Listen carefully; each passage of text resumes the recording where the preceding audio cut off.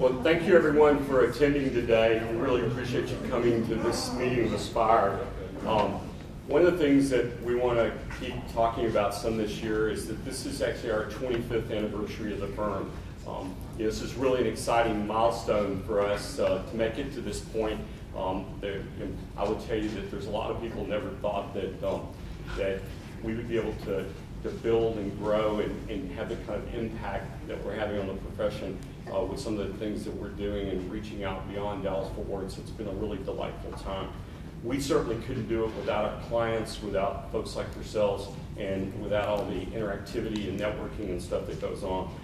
We're going to do some different events this year, so we will keep you updated as we go through the year, but we're going to probably do some type of large, we'll call it 25th birthday celebration and anniversary celebration, so we'll keep everybody updated on that.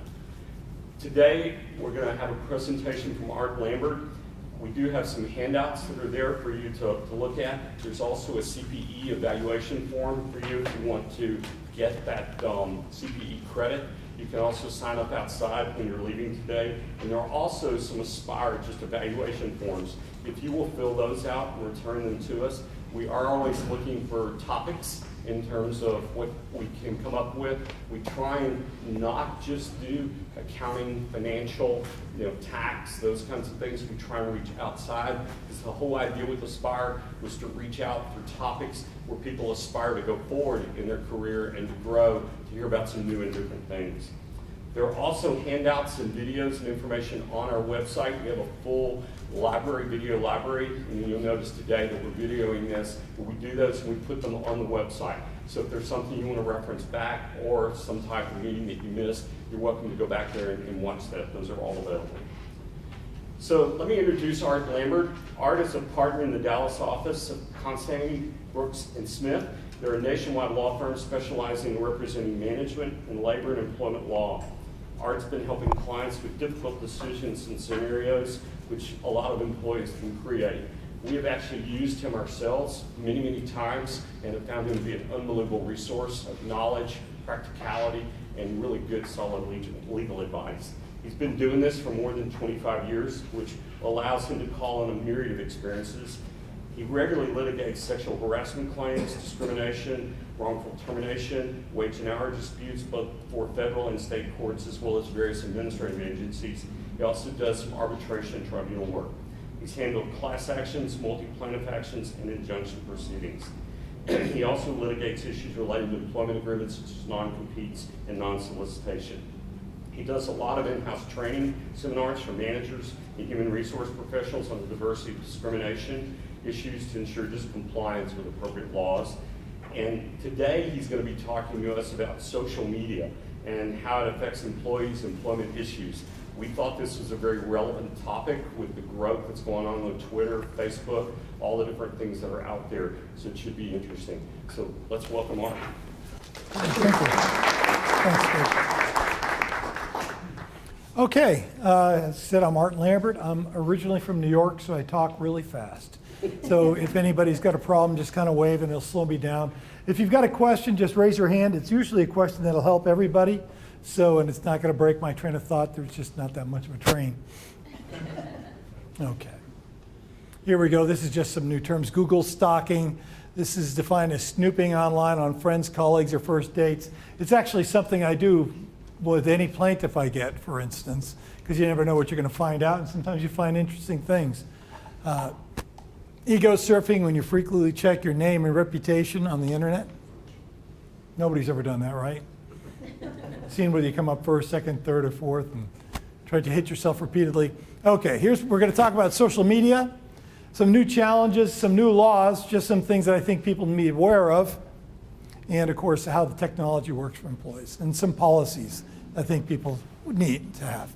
And the new issues are going to be interwoven in here. So we'll talk about social media, but there's several new things that have come out that specifically are for employers, and they've come out in the last 3 months or so that I think people need to be made aware of. That's my new issue. Here's one. Okay, here's just an interesting thing. Tattoos in the workplace. I don't know if anybody's seen this. This is a company. It's actually a real estate brokerage. They offer a company a 15% pay raise if they have the company logo tattooed on their body. You can make it any size, anywhere. And so far, about 40 employees have accepted the offer, and they've received raises after they've been inked. Anybody see any issues with this? Okay, well, some of the issues I saw, some of the issues I saw are what happens when you terminate the person. So do they end up defacing your logo on their tattoo? Or are you somehow responsible for removing that tattoo since then they're there? And what happens if I demote the person? So I've given them a raise because they got their tattoo, but they end up doing really bad work, which, of course happens, and I decide I'm going to cut their pay. What do I do then? So it's great for PR. They made the Wall Street Journal, they made the New York Times. I think they made the Good Morning America. But at what point does, good publicity and bad employment practices intersect? And I think pretty much tattoos are where I get. Okay, here's something, just you put your birth date on your page. I put this up there just because it comes across. I deal a lot with social media. I deal a lot with the internet because I deal with employees, and employees spend somewhere around 40% of their time on the internet for one thing or another, sometimes for work, sometimes not. But 40% of their time is what the average is. I have somebody in my office I know spends much more than that. But she gets her job done. Here's the new challenges. Camera phones, what do we do about them? Instant messages, social, and just general social media. Blogs. Everybody knows what a blog is, right? A blog is somebody who decides to keep kind of a computer journal of whatever events they may do, or just a commentary or something like that. I know I'm older. My son's comment about almost anything I say like this is, yeah, but that was before the internet. And he can say that about a lot of stuff, and I'm basically just pop them in the back of the head. But it's true. I don't understand the attraction of a blog that doesn't have something to do with something specific. Like, here's how you do. Here's what you do about taxes. Here's the new taxes. You can do that kind of blog. Otherwise, who really wants to know? I really need to know that, because if I had a blog, the only thing I could say is, first of all, the only person who would subscribe would be my mom. And the only thing I could say is I'm doing great, because otherwise I get a call from my mom, which would defeat the purpose of the blog. Who really cares? There's a woman named Heather Ducey in New York. What she did is she blogged about how her client, she worked all night, and she worked for this customer, Xerox, and they were really horrible, and they're just horrible to work for, and God bless, she couldn't wait to get home. That was just part of her running commentary, because that's one of the problems with what we have today with social media, is people keep a running commentary. It's not like when you used to write letters, and I don't even mean this to seem archaic, but there is a distinction. When you used to write a letter, you wrote a letter. Before you signed it, usually you took a look at it and you said, maybe that's not the best wording. Maybe, dirtbag probably should be stricken, and I should say less than optimal performance and stuff like that. But you don't do that now. Well, now what you've done is you've typed out dirtbag and you sent it. So what she did is she did that. And of course, her customers and her coworkers read this and they weren't amused. And so she got fired. And it's called, since her name was Heather Ducey, it's called being deuced in New York and in employment. Googler is a short-termer. Blogzillas are people who spend all their time on blogs. Blog streaking is when you reveal personal secrets or personal information online, which for everybody's sake would be kept private. One of the things I always tell people is, and this is just apropos of nothing, is I keep my work blog, my work media separate from my personal media. And not everybody does that. And matter of fact, all the time people don't do that, but they should. So in other words, if you want to learn about my work, I've got a LinkedIn site and I can Twitter events every once in a while. But that's where you can find out about anything about LinkedIn, and I don't give any personal opinions on LinkedIn. All the time I see other lawyers or other people, they talk about this and they talk about their views on same-sex marriage or whatever. I don't care what it is. It's got nothing to do with my business thing. Facebook, different deal. If you're related to me or you went to high school with me, you can see me on Facebook. Other than that, you're not.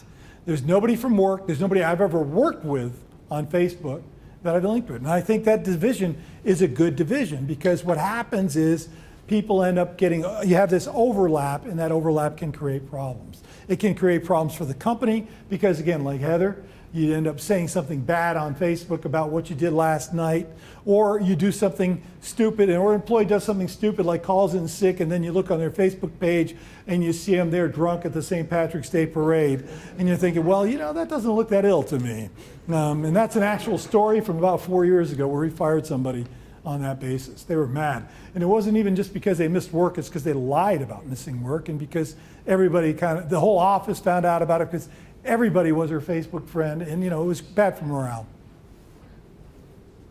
Facebook, Twitter, LinkedIn, there's a million sites. These are the primary ones, and they pretty much mean what everything else. So these are the ones I stick with. I don't have MySpace down there anymore because I don't even know if I could find MySpace anymore. Here are the issues. Proprietary information. Who owns the account? There are some sales companies that use Twitter. A lot of companies use Twitter. Well, if I use Twitter and I Twitter stuff and I've got 5,000 followers on Twitter, what happens when I leave the company? Who owns that account?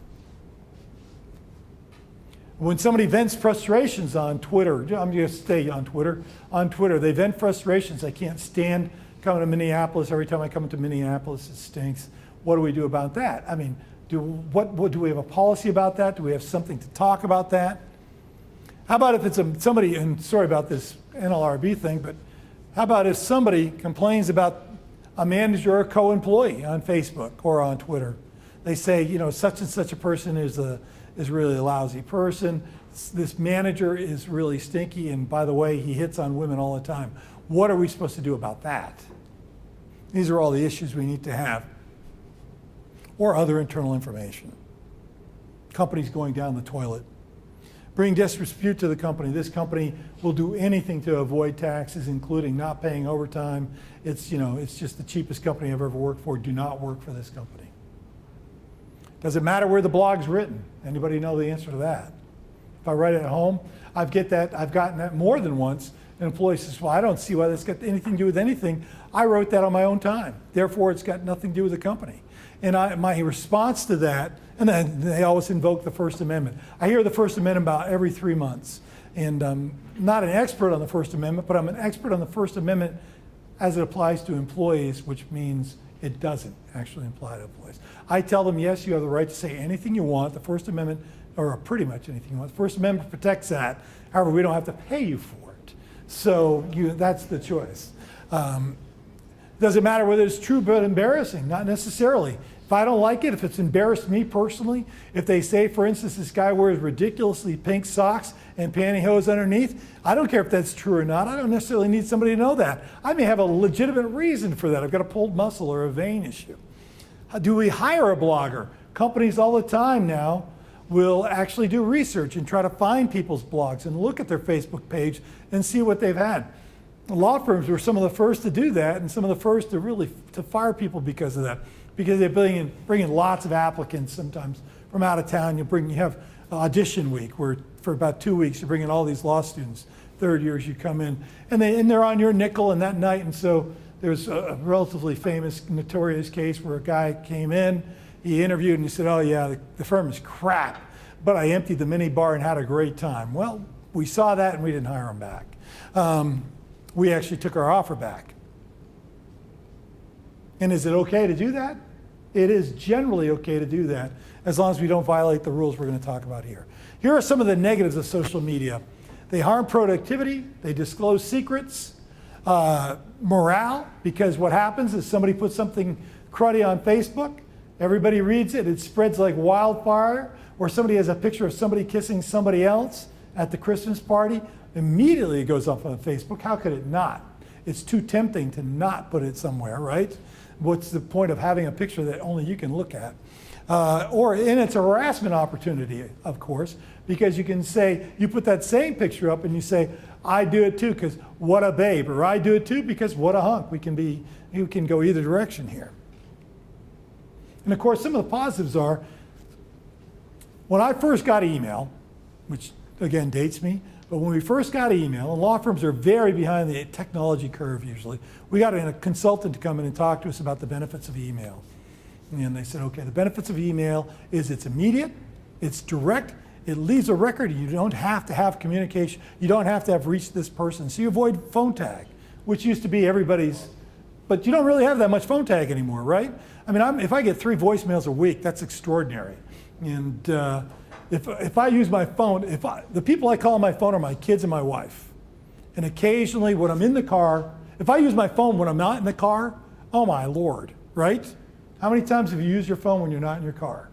That's it. Because otherwise you email people because it leaves a trail, leaves a message. It's something somebody can rely on. Now as an employment lawyer, those are all negatives because people do that immediately. People will send emails about things that they wouldn't necessarily say to somebody. People will put things in an email without thinking about them like they would have about a letter, where you have the chance to sign the letter and see that, oh, that's bad wording, I don't want to really say that. Or maybe I don't want to say that, or maybe I'm going to put that away till tomorrow. Because that's what I do with angry letters, is I put them down and I send them the next day. Because the next day I almost always come in and draw a line to that, change the wording on that, but you don't do that. You rip that email out. I've been called in for email wars, where employees are having email wars, and they're as close as me and him. They're just one cubicle apart. So they could have actually said these things in a normal voice without even standing up. They could have said, you are blah, blah, blah, blah, blah, you're lazy, you do this, you're always bugging me, you never get your work done. Oh yeah, well, then there's these, and then they get worse and worse and worse, and it's emails. And they call me, and I'm like, okay, show me the employees. And they go, oh, it's those two. Okay, well, here's what we really need to do. We need to move them closer so we can whack their heads together. And then after that, what we need to do is put them in a room and say, you have something to say to each other, say it. Because people will do things in email, and that creates a problem. So that's a social media. And all that stuff, the reason why I brought that up, because it applies to all social media. It's a problem we have with all social media. People tweet stuff. I don't know if you listen to the radio station, The Ticket, sports radio. And one of the things is I've done some work. They had a guy very publicly who tweeted about something in the middle of a basketball game at 11 o'clock at night during March Madness, and he was drunk and it was inappropriate, and he got fired the next day. That's what happens. It's immediate, it's direct, it leaves a trail, and we can follow it up. Here's some famous tweet fails. High-profile PR guy landed in a client's city, posted on his Twitter account, "I would die if I had to live here." It was Omaha, Nebraska. Problem, city's home to one of the PR exec's largest clients. They weren't amused. They, of course, are one of his 3,000 followers or whatever, because you can't keep track of who your followers are. At least I can't, particularly if you have more than 25. Needless to say, the reps weren't amused. That's a big oops. Got to do some fancy dancing. Here's one my son found for me, because they spend tons of time on YouTube and Tumblr. When two employees at a North Carolina pizza delivery store were bored one evening, they stuck a piece of cheese up their nose, put it on a sandwich, soon to be delivered to a customer. And then, having a career at this company in mind, they put it on the internet. 500,000 hits later, company had a huge issue, a PR nightmare, and the health department on its doorstep. And I have never ordered a sandwich from this company. That was 4 years ago. And if you come up afterwards, I'll tell you who, because you don't want to order a sandwich.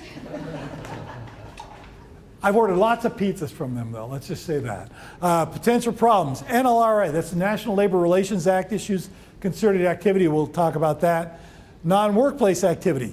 Can I regulate non-workplace activity? Most of the time I can. Luckily, you're in Texas. Texas has very few laws about protecting its employees. I tell people, I give these things all the time. I do these lunch deals all the time and I tell them I can do Texas employment law seminar in about 15 minutes. And that's only if I tell good stories, because there's just not a lot of laws. Basically, Texas is a self-help state. You can shoot somebody if they're bothering you, so that keeps a lot of employment issues down. However, in New York, you can't fire somebody for a non-workplace related activity. So in New York, if they're doing the St. Patrick's Day deal, what we'd have to do is make sure we tied it into the fact that they lied about why they didn't come to work. But we couldn't fire them just for being drunk on St. Patrick's Day and posting that picture. There was a case with somebody with the company logo. It was a Cooper's company, as a matter of fact, employee. And they were on the front page of the Post, totally torn up. And with their t-shirt on like that, and the company wasn't amused and fired them, and they had an issue under this, whether or not it was workplace-related activity. Cooper's saying, look, I don't care whether it was at the workplace or not. If she was that drunk and looking that stupid at the workplace, we would have fired her too, and she shouldn't have worn a Cooper's t-shirt, which is true. But and I think the truth of the matter is it's the one she didn't care about getting messed up, right? It's a gimme t-shirt. You don't want to wear a nice t-shirt and throw up on it. That's what went through my mind. Those are the t-shirts you wear when you're doing stuff like that, right? I mean, when I get the t-shirt from Chapman Hicks for giving the speech afterwards, that's the one I wear to the Y. Because the one my wife gave me that says, you know, whatever destination we went to on vacation, I'm not going to wear that. She'll be unhappy if I'm sweating on that. The question is whether there's legal whistleblowing or not. Section 7, this is the concerted activity of it. You don't need to know too much about Section 7 of the NLR. Anybody here have a union? Okay, I'm going to tell you, it doesn't matter whether you do have a union or not, because right now the National Labor Relations Board, which enforces the National Labor Relations Act, is going after companies whether they have a union or not. That's why we're bringing this up. This is a last 18 months kind of thing, maybe 2 years tops, where they're going after companies that have policies that violate the NLRA, and it doesn't matter whether you have a union or not. Because employees have the right to do concerted activities. In other words, if there's two employees together complaining about a manager or talking about their pay, the National Labor Relations Board, the NLRB, considers that to be concerted activity. And if I take steps to discourage that, I'm in violation of Section 7. And we'll talk about different ways we can do that. For instance, there was a Twitter post. Employees who post criticisms of their supervisors on Facebook are engaged in concerted activity that's protected. So my manager is a schlemiel. Actually, and this started, bad facts make bad law. I don't know if you've ever heard that, but that's the way it works. These were bad facts. So this was in New Jersey. This manager of a restaurant found out that people were, everybody's laughing about this post that this employee put on her Facebook page about him. And everybody, except for him, was a friend of hers on Facebook. So he went and brought in who he thought was his weakest link and told her, I will fire you unless you give me your password on Facebook. And so she did, and he looked it up, and he saw that it was a criticism of his management style and the fact that, you know, you're much better to get better hours if you're a cute girl and stuff like that. And so he fired the second person, the person who with the Facebook post. And the NLRB said, no, that was protected activity. She's complaining about your management style. And the fact that you went and got another employee, you know that she's complaining to other employees. This is concerted activity. Therefore, you violated the National Labor Relations Act. And a second part of that, and I'm not sure if I have a slide for this because I tried to cut this down. A second part of this is New Jersey's passed a law that makes it illegal for you to try to get, basically extort, involuntarily get passwords from your employees to their personal accounts. Now tweets on Twitter are also coming under scrutiny. NLRB is threatened to file a complaint against several companies because they reprimand employees for posting messages on Twitter. There's about 7 or 8 of these going around right now. And the kicker about Twitter is sometimes it's hard to tell if they're actually making a complaint or if they're just, because you only have what, 40 characters, 120 characters? How many characters? I don't know, fewer characters than I'm ever able to say anything intelligently. So my son seems to be able to handle that okay, but I cannot. Like is a dangerous function. Somebody got in trouble because they liked somebody's Twitter post complaining about management, and they got in trouble for that. They said, you like it? Well, you can like it somewhere else. And the National Labor Relations Board said, well, hold on, liking it shows concerted activity. It's a complaint about a manager. This is another co-employee who's therefore liking it, participating in that complaint about a manager, therefore you can't fire him. So before you're going to terminate somebody because it's something they do electronically, make sure you think about that and make sure you understand that. Because you can do it. Because in Texas, like I said, you can terminate somebody pretty much for anything as long as it doesn't violate federal laws, but there's no real Texas, there's no prohibition against privacy or anything like that. Employee emails. Okay, here's a case just last year. Board held employees have a presumptive right to use their employer's email system to communicate about workplace issues, including union organizing. I put this up there because I don't think this is necessarily great law, but it's what the National Labor Relations Board thinks is great law. So for years, I've been giving workplace privacy speeches, social media speeches. I mean, for years. I've given probably 30 of these. And I've told people, if you do it on my email system, it's my property. So do it at your risk. I still believe that's true. Just because of this, you have to be more careful about what you want to fire somebody over. So, because all the time we'll go in and look at somebody's email and they say, that's my private email. That's my email server that you're sending that stuff over. And that's my time where you're doing this on. What do you think makes that private? Besides which, and we'll talk about this briefly, what I have is a policy that tells you if you use my systems, you have no expectation of privacy because I'm going to be listening when I want to. Therefore, you're just an idiot. But people are idiotic constantly. It's a great thing for me. I count on it. I rely on that. The things people put over company emails, people will be leaving. They'll send me emails. They'll say, oh, I'm thinking about leaving. Can you give me help? And I'm like, okay, well, isn't Agora where you work? So agora.com is probably not the best email to send me. So I'll call them and I'll say, don't send me anything on that email ever again, okay? And I'm not going to tell them I'll tell them to delete it. I understand you got issues, you want some advice, but my best advice I can give you is don't use that email. Use your Gmail account. Surely you have a Gmail account. Everybody in the world has a Gmail account almost. Or if you're my parents, use AOL. They still have an AOL account. They pay $4.99 a month to keep their AOL account, which is wild. Okay, the NLRB thinks your employee handbook is illegal. And this goes into social media also, because this goes to our workplace privacy and our concerns about what we can do. Key areas: confidentiality, dress code, social media, pictures, walkouts, ethics, and non-disparagement. Here's Costco. Everybody knows that company, right? I've got 300 rolls of toilet paper.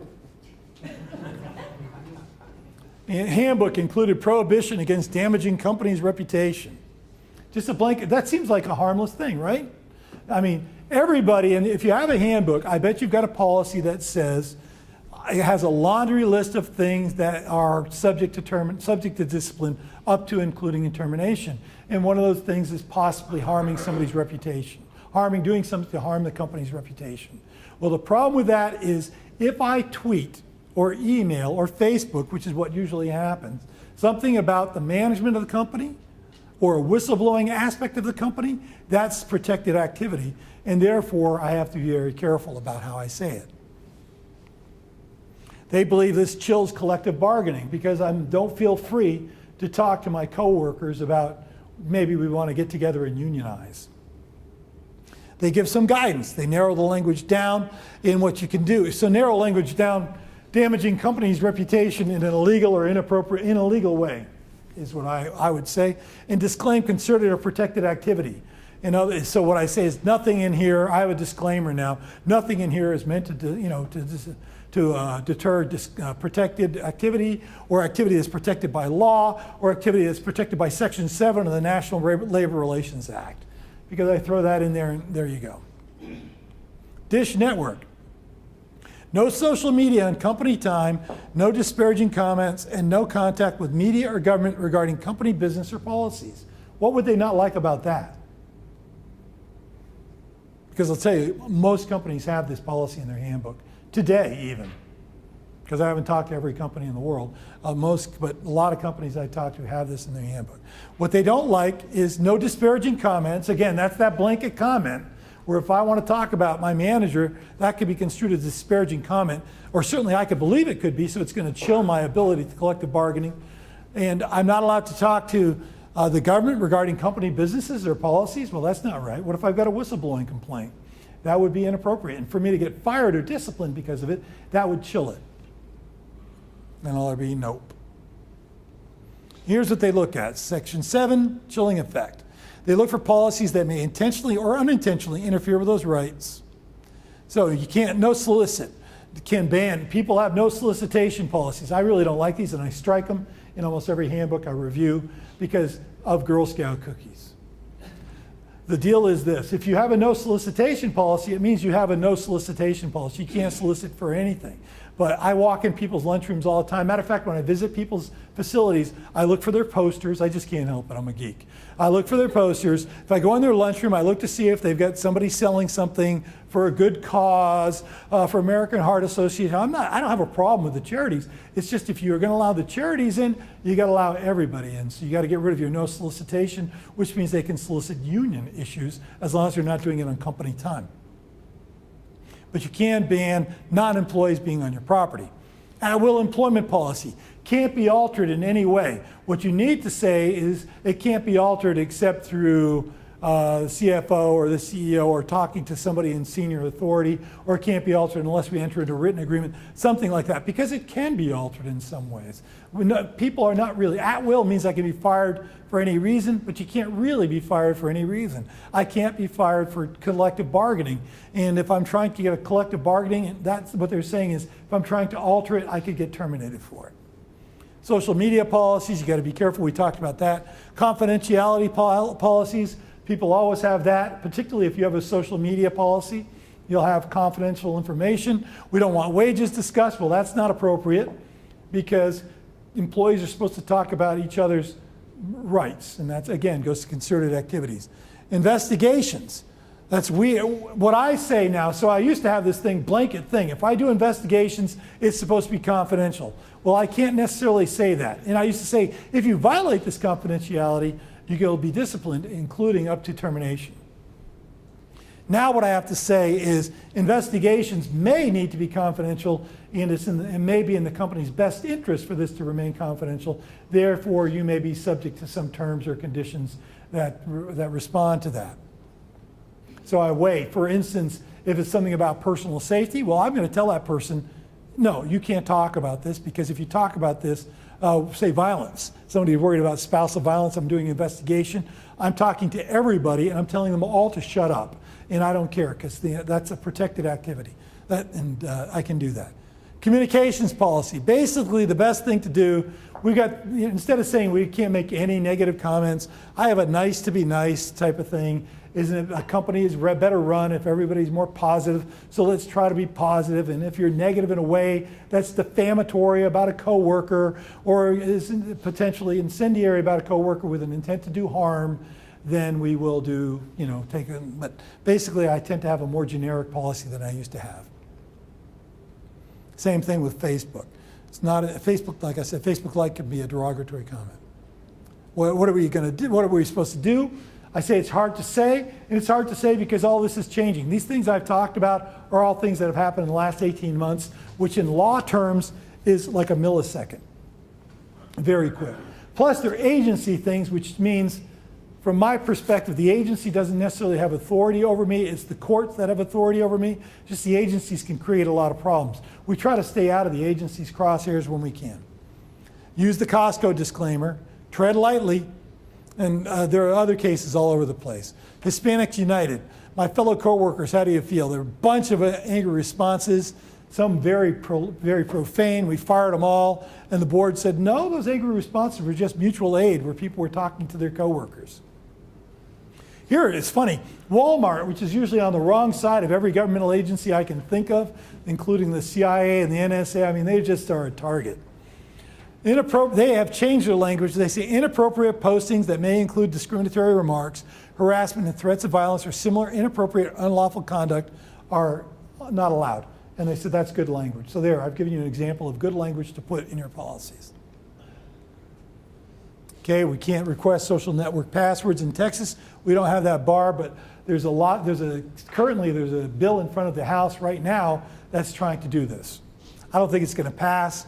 But that's the way it is. Here's what we need, be clear. Who owns a Twitter account? We talked about this. A website company. This guy left, he changed the account to his name, he had 17,000 followers. He conducted almost all his business on Twitter because he's a website company and they only want to talk in 140 characters. The company wanted $250 per name. They wanted him to buy the accounts back. They had a confidential settlement, but it became a lawsuit. It was the first one I'd ever heard of.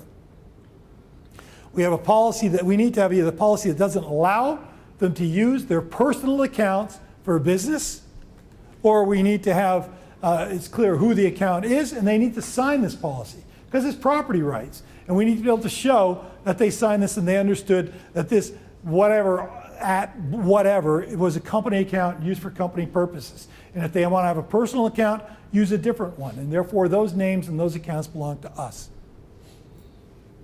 I'm going to go through this fairly quickly because you have this in your material. How far do you want to reach? One, employers are spending their time at work, and employers are going to always spend their time at work. I suggest always don't have a policy that bans them using the internet at work, because that would be impossible to enforce. You would have no employees by the end of the week. If you enforce it uniformly, you'd have to fire yourself. And that's a fact. Because you just, in this day and age, you can't not do it. And somebody will call you up and say, well, you know, I think we've got a soccer game at 7, and you go, pip, pip, pip, okay, no. You check the Y website, no, it's at 6. Oh, okay, boom. Well, you've just used the website for a personal reason. You only took a couple seconds to do it. And sometimes it can actually enhance productivity. It also helps company morale. I could show you all these different studies that show if you allow your employees to use the internet for some purposes, that allows company morale, because it creates stress if they can't get this information. People have kids at school, people have vacation plans that have changed, and if they can't handle it, they have to wait till the end of the day. The way the world works now is so much quicker, including the bad things happen. But you do want to be careful how they're portraying you online. Do you want to permit social networking at work? Is it realistic? That's Danish study showed if we allow them to internet connect. Of course, in Denmark, you know, I mean, we're talking about these Scandinavian countries. They're wired differently than we are. They smile more, and they're just generally happier than Americans. And they also have like 8 weeks vacation, so that they're allowed to take. That's the thing. I've been at jobs where they promise me 4 weeks or 5 weeks of vacation, and then when you get there, you realize nobody actually takes 5 weeks of vacation. Or if I wanted to take 5 weeks of vacation, my job would be gone by the time I got back, just because 5 weeks is a long time to miss out of a year, right? Well, in Europe, they take 5 weeks of vacation, because I have dealt with them, and they're gone, and they're gone. Don't answer emails, they're gone. And I don't speak a foreign language, so I'm just hosed. If you prohibit it, how are you going to monitor it? You got to figure out what to do. That creates issues of its own. And how aggressive do you want to be? You can put monitors on your employees. Things you should be monitoring their internet usage anyway. If you permit, because if you think, even if you don't monitor it every day, you should have an ability to track it. Because if you think, here's what happens. We think one secretary is spending too much time on the internet, and we want to fire her for that. And it turns out, well, actually, she's spending less time than the person to the left, who we don't want to fire. And she's spending less time than her boss, who's definitely not getting fired. So we would like to, I actually like to use these comparators before we knee-jerk and fire somebody for that. And truthfully, really, we want to fire her because she's not doing her work. She's wasting time, and that's just one of the things she's wasting time on. So that makes us dial back down and say, okay, here are the reasons why we want to terminate this person, because they are not really getting their job done. And we've given them tasks after day. Every day they leave with tasks undone. I don't know what they're doing. I don't really care what they're doing, though I do know they're on the internet a lot. But that's not the deal. The deal is they're just not doing their work. It makes for a better term. Do you want businesses? We definitely should have rules that say if they're going to post something personal online, I don't want my logo being used. I don't want people to say, you know, us at Constangy Brooks and Smith, we do enjoy a toddy after work. And I got to tell you, this is a great company because it knows how to party. I don't really want that. Or I believe that, you know, same-sex marriages, because this is hot and in the news right now, same-sex marriages are inappropriate. And, you know, and they show a picture of themselves with a Constangy Brooks and Smith t-shirt, because that's what they're wearing, because they were drinking at the time they made the post, and because otherwise they would have shut up. And so then what I want is a disclaimer that even though I have this stupid thing, I'm wearing this t-shirt, this has nothing to do with Constangy Brooks and Smith, because I may have clients that could be offended by that. I may have clients that love that, but in either case, I don't want somebody else making the decision for me. Appropriate business behavior, we need to define that. We just talked about that. And we need to make sure we deal with social networking with harassment. Here's the thing. People do this social networking thing. They talk on Facebook, it's their personal Facebook, and they talk about how hot their secretary is, and did you see that sweater she wore today? Or they talk about this guy I worked with, oh my gosh, I believe he wears no underwear. These are all actually examples. well, I don't care if it's not at work. If work people are reading it, it's a harassment issue, and it's something we then have to do an investigation for. So we need to deal with that. And again, people are always telling me, oh, it's non-workplace conduct. How can you regulate this? And I give them, here's my example. If you punch out, go down the street to Wells Fargo, rob the bank, come back in and punch back in, and I find out that you robbed the bank, I'm probably going to fire you for this completely non-related, non-workplace conduct, right? I'm allowed to do it. So somewhere between robbing the bank and putting something bad on the internet is where you're going to get fired for. So why bother? Let's not even bother with that continuum. It's a good time to, this is a good time to revisit your policies. You should have a policy dealing with internet usage, email usage, or whatever, electronic policy. This is a good time to use it. You need to get company approval to use Twitter or any social media to conduct business. And we've already said this. And I already said this. Yeah, this is also what I also say. This is actually a good thing to put in your policy, that laundry list I talk about that I don't like because it has some specific things. The nice to be nice thing, people should use common sense about what they post. It's certainly appropriate to terminate somebody because it falls outside of what I consider to be common sense. I thought that was dumb. So then later on they say, well, why did you fire that person? Because I thought that was dumb. It's got nothing to do with protected conduct or protected activity. It just seemed to lack common sense to me. This was only going to create problems. This seemed immature. We actually terminated somebody for immaturity. And I didn't think that was a bad thing. And the person went away. Actually, the person made all this noise because they were immature, and then they went away. Okay, non-legal risk, customer relations. We talked about that. We can deal, people put stuff in about their customers, worked all night on this ridiculous fill-in-the-blank company's product. And I can't stand working for them because they do not know what they're doing. And is that far-fetched, right? For a 20-something to write in a blog when they get home at night? They're tired, they blog, and all their friends read it. And of course, half of their friends are people at work. And those people at work, some of them may not like them anymore. One of them might be a jilted boyfriend or girlfriend, and they're going to go in and talk to the manager and say, oh, did you read Frank's post last night? I guess he had a hard night. The manager goes, reads Frank's post, and then we get problems. Let's avoid the problems. That's the good thing about policies, is even though I always talk about in the past tense, like I use them to defend terminations, I believe a good policy can be proactive because people will look at people, particularly young people or people who are new to the technology. So it's not just young people, don't think about the ramifications of what they're going to post. They don't realize. I had somebody and they were in their 60s and they kept putting stuff on the internet and I told them not to and they did it again. They don't realize how pervasive this can be and how easy it is to find and how much it trickles in. They weren't aware of the whole forwarding thing or the sharing thing. So this stuff was getting shared and before they knew it, it got shared to somebody at work and this thing they posted with whatever, somebody in a wet t-shirt, then became posted on a work-related place. Hurt their reputation. The cube wars, that's what I talked about. We can avoid the cube wars. That's the war between people in cubicles. They were one cubicle apart. They could have literally been lobbing rolled up pieces of paper at each other. But they would never do it because people will write things that they would never say in person.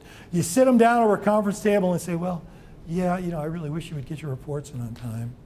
The other one says, well, I really think the report's not necessary. You think so? Well, let's take a look at that. Well, their emails were nothing like that. Their emails are the reports of this product of some stupid elephant-minded pile of dung. And I'll tell you what a pile of dung is. A pile of dung is what I smell every time I walk by our cube. I mean, it was like that.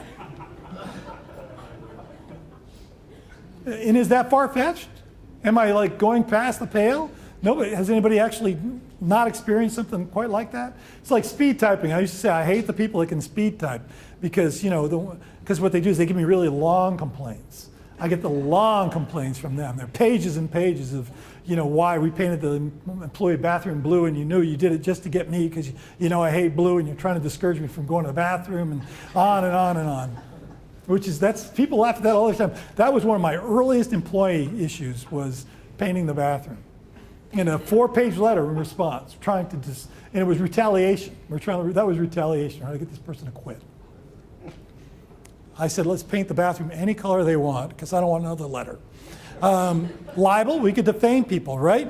Admissions, blog posts as party admissions. We've said something like, oh yeah, we got this done only by cheating on this or only by shaving this. Just a thing the government contractor should do. Confidential information, particularly if we publicly traded. We're about to close this deal. It's finally got it done. We finally got the kinks out of this deal.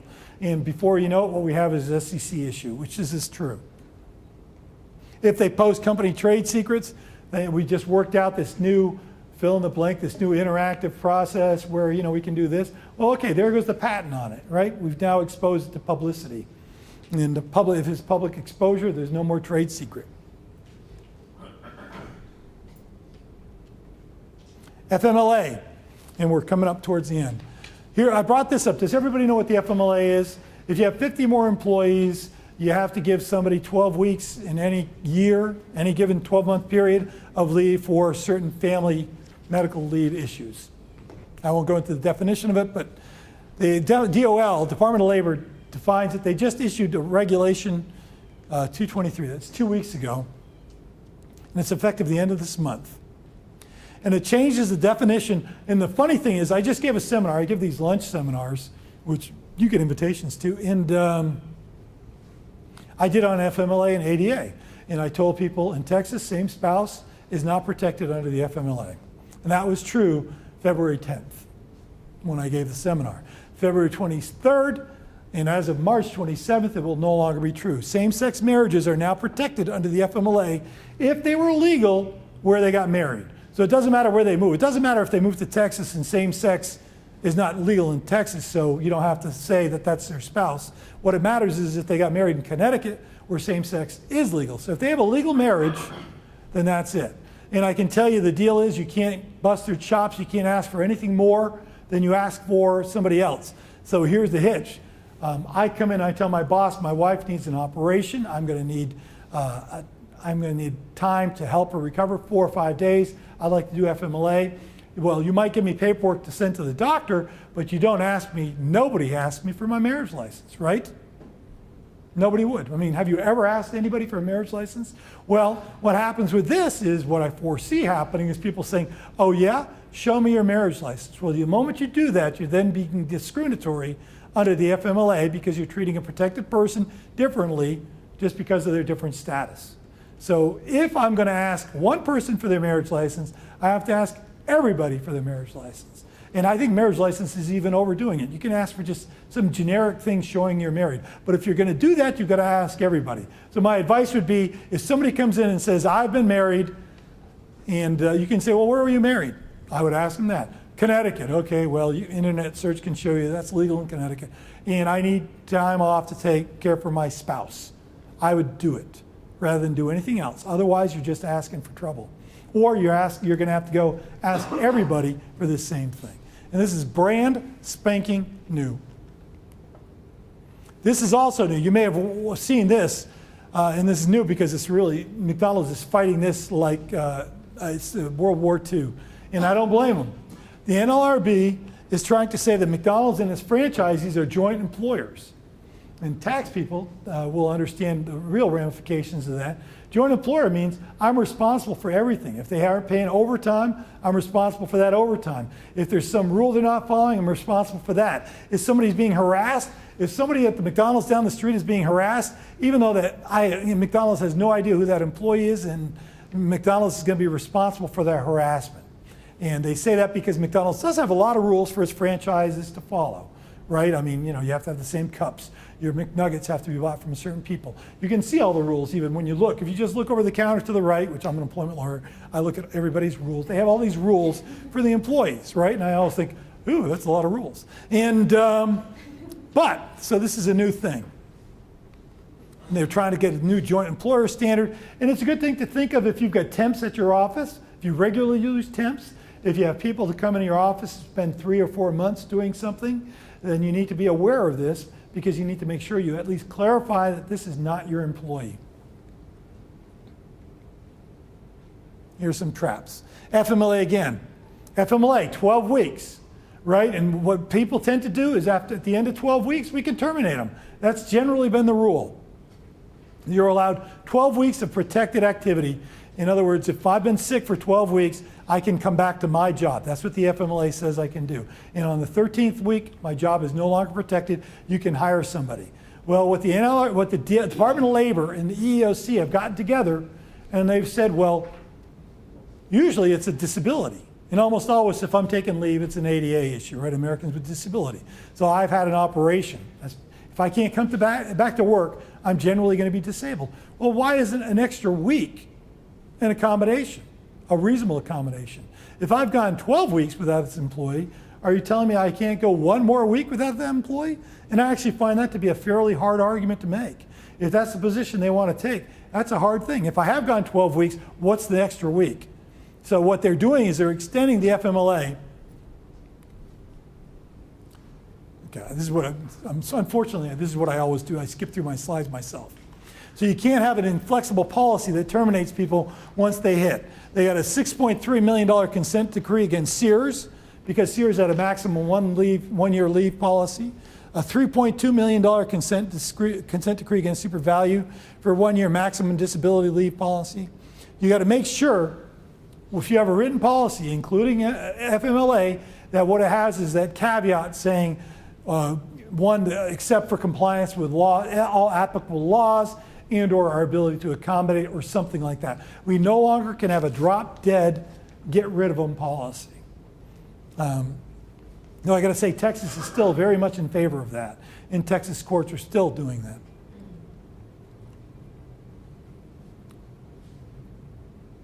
There we go. We cannot deny leave under the ADA. This is all new stuff that's come out in the last 6 months. And I mean since maybe 8 months now. But that's pretty, as I said, pretty recently. So you got to be very careful. There are no safe harbors. There's no bright line rules. I can't automatically terminate somebody because they can't come back to work. If they can't come back to work, you need to consider it. Maybe make a quick call to a lawyer or not, but you need to consider it. And you no longer can rely on FMLA. You can no longer rely on the fact that they told you they would come back at this point in time, and now they need extra time because, again, the catch-22 is, if we went 3 months without them, what's an extra week? Now, there's another case out there that says indefinite is too long, and I can fire somebody who gave me an indefinite at the end of the 12 weeks. In other words, they aren't sure. So they call, I need another week, then at the end of the week, they call, they need another week. Well, that's exactly what I was going to say. Okay, indefinite, we can defend. Indefinite, the person lost. But right now, because this is all within this past year, so there aren't enough court cases to tell me what the courts in Texas are going to put up with. Though generally, the courts in Texas have been fairly strict about it. They believe, the deal is if you don't have an employee, you don't have an employee. And I've been very successful with leave absence policies. I've had trials. I've had appellate opinions that say, we have this policy, we enforce it to everyone, regardless of disability. We say if they can't come back after a year, anybody who's absent for a year gets fired. So I know that somewhere between indefinite and 1 week is where but I don't know what that would be. And it depends on a number of factors also. One of the things I would ask is this the only person who does that job? Like IT. We've got one IT person. I have a client. So I have a client that what they do is software development services, software services. They have for Pete's sakes. They have a table, they have a system that they set up for people in this industry, and there's a desktop that the people can look at, and this is what they do. And they got one guy who's really responsible for this product. They got a couple troubleshooters, but he is the guy who knows how this software works. If he leaves, they're screwed, and they know it. He's the second highest paid person they got. And if he's gone for more than 12 weeks, we're going to have a true hardship. If we can show a true hardship, then we can do it. Then we can probably make an argument. But that's an extreme case. So in between the extreme case is a receptionist who needs to go for 1 week, then 1 week, then 1 week. What are we going to show? That the temp is somehow impacting our ability to carry on business, and it's been an undue hardship having this person have to learn the phone system, our very complicated phone system. See what I mean? So that's the other side of the scenario. And I'm not making fun of receptionists. I'm just saying there's jobs that are more replaceable and jobs that are less replaceable. So, the guy's the CFO. Well, if the CFO's gone for 6 months, we got a hard time. We're losing marketing strategy. We're losing all sorts of issues. Reports aren't being issued. The company, I can show the company's losing money because of this, and I'm talking substantial sums, and we can't hire a temp to do this. We can maybe spread it out for a while, but at some point, certainly by year end, we need to have our CFO or a CFO who can help us determine policy. So then we have reasons for it. So it's a matrix of issues, a matrix of things you got to look at before you make these kind of termination decisions. So what I'm saying is the world has changed. It used to be people would call me, and at the 12th week I'd say, no prob. 12 weeks is 12 weeks. We're not letting them go because of their disability. We're letting them go because they can't come back, and we're going to fill their job. We filled their job. We're not even really letting them go. We just fill their job. Here's another. This is brand new. Religious accommodation. This came out 2 weeks ago. Fundamental Christian applicant was rejected because of refusal to provide Social Security number. I've had Social Security number issues for years. We're in Texas. This is one of the leading states of people to not provide Social Security numbers. I don't know if you remember the Texas militia we had a few years ago. They wouldn't give you Social Security numbers. They were the sign of Satan. And that's what this person said. Now, requirement to provide was not discriminatory. Title VII doesn't trump federal tax law. So the company, and actually with the Texas militia, I had several cases with them. We won because, you know what? The IRS says you're not allowed to hire somebody without their Social Security number.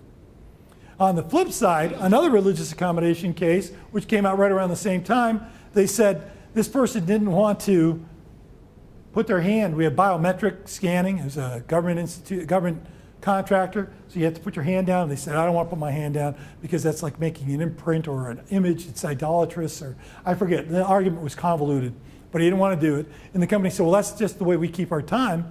You log in, you log out by your handprint.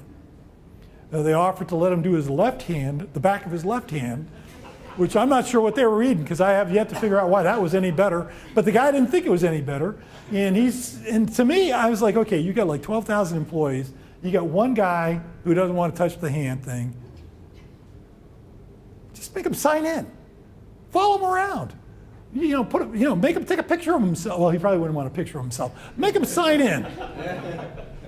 Here you go. One guy will make him sign in. Because really, do you think there's going to be 1 million people who are going to do this? You might get that guy and a couple other guys who think, yeah, if he's not doing it, I'm not doing it either. Because that's where the black helicopters start to come. Is once you start getting that kind of data down, that's when we're really screwed. Well, okay, fine. But it's not going to be like this pervasive problem where I'm going to get this overtime issue where the Department of Labor is going to say, hey, Fair Labor Standards Act, you guys aren't keeping good records because we got, Joe Knucklehead over here who's got a handwritten thing and everybody else has this tremendous biometric. Just, we can accommodate that. I thought that was a lawsuit that did not need to be. So that's my, Greg talked about practical. I pride myself on practical applications. I don't like to get in lawsuits that just seem dumb. And I understand sometimes we take principles. I could talk to you about some lawsuits that are not over a big amount of money, but have, I believe, important principles. But this is not a principle. Biometric hand scan, even though it's cool, and even though we may have spent hundreds of thousands of dollars to implement it, which they did, if the guy doesn't want to do it, and he says he's got an issue with it, a religious issue with it, say, okay. You can even say, okay, Mr. Nutbag, go ahead. Actually, you can't say that. That would be... You can think it, though, and you probably would think it.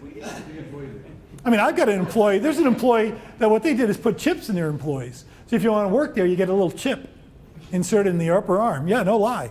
And it's because, again, they're a government contractor. They would need to know where everybody is at all times in the facility. And I tell them as a joke, because this is not a joke. And again, my kids are appalled by this whole, I'm like, it's not an invasion of privacy. You voluntarily do it. They're not making you do it. You can go work somewhere else. But if you work here, you got to have a chip. And I said, but it's really good for employee retention because the chip goes in just like with a shot, but taking it out is really painful. Which is not true. Ban the box. Everybody, it depends on if you've got multi-state, you need to know. Ban the box is all about criminal convictions. I don't know if you've heard the term. CNN and Fox News is really hot on ban the box. I didn't even know what they're talking about. I was in the Y locker room, ban the box in employment issue. I thought, what is that? Oh, it's criminal convictions, whether or not you can make somebody produce criminal convictions. Some states have rules that say you can't. So should you remove questions about their arrest or criminal conviction? I believe arrest history shouldn't be on there anyway. It falls under things I don't want to know about my employees. The less I know, the better off I am, unless it relates to things. It's like I asked my secretary, she goes, I've got to take tomorrow off. I go, now I've been trained. I say, oh, anything fun is what I say. I don't say, what are you doing? Because I don't want to know. I don't want to know. Oh, yeah, it's a female. I don't want to know this. Please don't tell me. I just say, is it anything fun? And she'll go, no. Sorry about that. Great. See you Wednesday. LGBT. Okay, sexual orientation or transgendered status. There's charges that are going up because the charges are rising rapidly because it's happening more rapidly. We get questions about most of the time the questions I get, and I've had this numerous times, is what bathroom they get to use and what are we going to do about it? And almost always we've been able to work it out just through dialogue. Dialogue with the employees sometimes, but dialogue with the particular employee because they're usually pretty well trained and they go through psychiatric counseling. They're set. They just don't want to be shut out. And often if they just get to listen, we had one person, we put a porta potty up, and that was their suggestion. And I thought, because I kind of thought that was kind of demeaning. And they said, oh no, it's just easier. We're in a small company, and I don't want to make anybody uncomfortable, and that's the way it worked. But I wouldn't. Okay. The EEOC has got this as one of the EEOC will target different issues. One of the issues they're targeting this year is this transgendered thing. So these are different lawsuits. Sex stereotyping, because it's not necessarily protected status, but what you're doing is you're discriminating against them because of their sex, whichever sex it may be at that particular time. Okay, that's it. Any questions? If you do, because a lot of times what happens is I get questions later on, it's a deal of, it's not me, but I got a friend who has this employee who's, and that's okay, because, what I deal with is sometimes mildly embarrassing, sometimes really embarrassing stuff. And so just let me know. If you want a card or you want, the information is on there. If you want to give me a call or drop me a line, go ahead. Thanks very much. I appreciate it.